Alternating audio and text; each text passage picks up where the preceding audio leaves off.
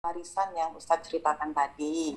Misalnya ada suami meninggalkan anak yang punya hak waris, kejadiannya misalnya sama seperti yang Ustadz bilang tadi, si istri tidak mau membagikan harta warisan ke anak. Bagaimana cara kita mengingatkan ibu tadi biar tidak menanggung dosa, sedangkan kita lebih mudah untuk mengingatkan, takutnya tersinggung. Oke. Sekarang Mbak Rahma namanya. Ya, Mbak Rahma Jeffrey. Mbak Rahma siapkan rekam voice record yang Ustadz sampaikan. Kaget ecak-ecak puter ke bayar dekat emak kamu. Itu selesai urusannya. Saya bayar. Enggak punya ketawa serius nanya. Iya, iyalah. Gimana cara menyampaikannya? Kalau wong tua ini kalau anak nyampe, kaget singgung kau. Banyaklah aku makan asam garam dari kau. Nah, maka daripada itu Mbak Rahma siapkan voice recordnya, saya akan sampaikan. Baik Bapak Ibu para jamaah yang dimuliakan oleh Allah, terutama ibu-ibu, jangan sampai kita kemudian menambahi dosa yang ada. Ya, dosa yang ada baik kita mungkin sulit untuk minta ampun dengan Allah. Maka pada ibu-ibu dan kepada siapapun sebagai orang-orang yang memegang harta waris, maka wajib hukumnya kita membagikan kepada ahli waris. Sebagai contoh misalnya seorang suami yang meninggal dunia, maka seorang istri memiliki kewajiban untuk mengeluarkan harta waris. Dan harta yang ditinggalkan oleh suami bukan harta istri, tapi harta yang ditinggalkan oleh suami adalah harta ahli waris. Siapa ahli waris di sini? Banyak. Kalau dia masih wong tuanya masih hidup, maka wong tuanya termasuk ahli waris. Kalau dia punya anak-anak, maka anak-anak yang termasuk ahli waris. Dia punya istri, istrinya termasuk ahli waris. Maka hukum kewajiban bagi seorang istri, maka kumpulkan seluruh anak-anak dan ahli waris itu, minta hitungkan dengan ustadz atau dengan kiai secara syariat yang dibenarkan, hitung. Ya, atau seluruh ahli waris, misalnya ibunya, wong tuanya, istri dengan anak-anaknya bersepakat, memiliki kesepakatan bahwa harta waris yang ditinggalkan akan dibagi rata. Boleh Ustadz? Boleh, tidak masalah.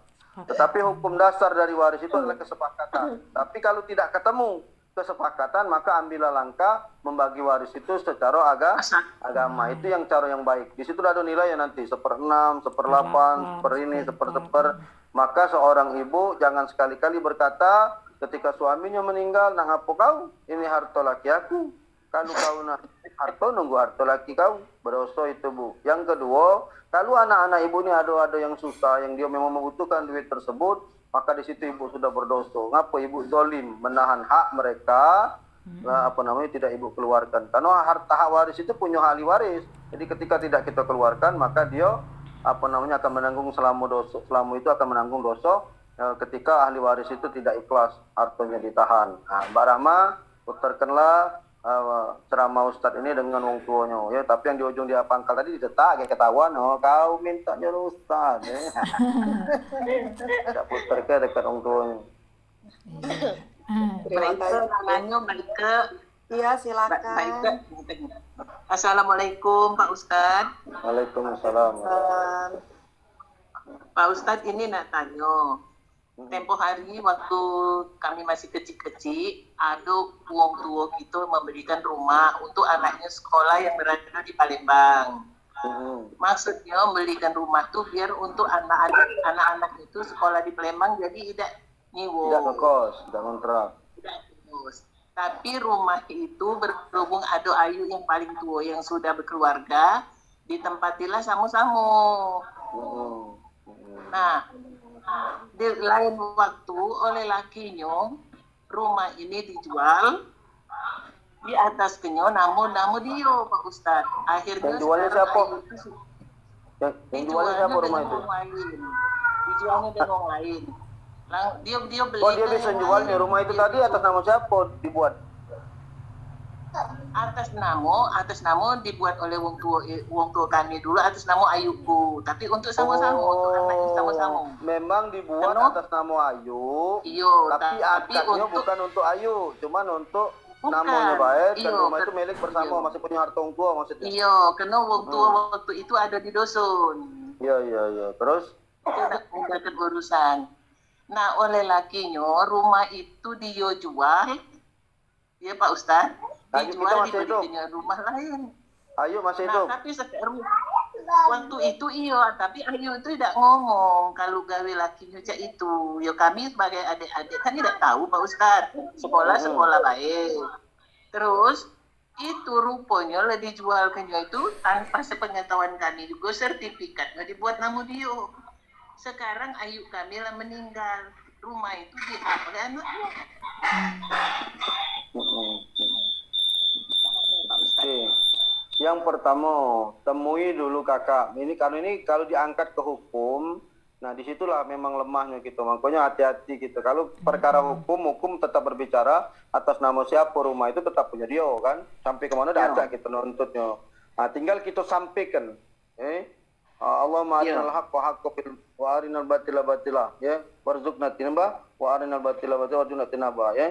Allahumma arinal haqqa haqqan natibah wa arinal batila batila warzuqna tinaba. Jadi yang hak itu sampaikan hak, yang batil itu sampaikan yang batil.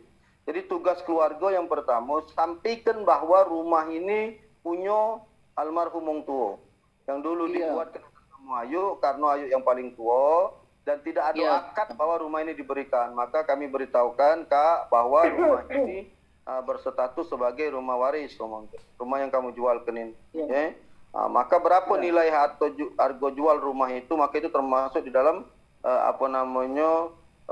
waris. Maka daripada itu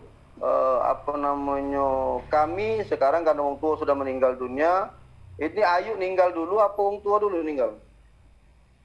Uang tua dulu lama meninggal, terus Ayu baru dapat berapa bulan yang maka lalu sekarang meninggal. harta warisan orang tua ini akan dikumpulkan termasuk rumah itu. Kalau dia tidak galak balik itu biarlah, karena secara hukum dah acak dituntut itu pasti menang dia di pengadilan karena namanya nama dia kan, nama bini kan, nama Ayu kan, seperti itu. Iya, tidaklah dibuat yang Tapi nama kita laki. berkewajiban menyampaikan. Lah ngubah nama pula, nama lakinya. Inilah berubah nama pula Pak Ustadz. Iya, itulah tadi perkara harta ini masalahnya. Tapi kita tetap sampaikan dulu sama suaminya tadi bahwa harta yang dia jualkan tadi itu adalah harta wong tua, bukan harta Ayu. Iya. Iya.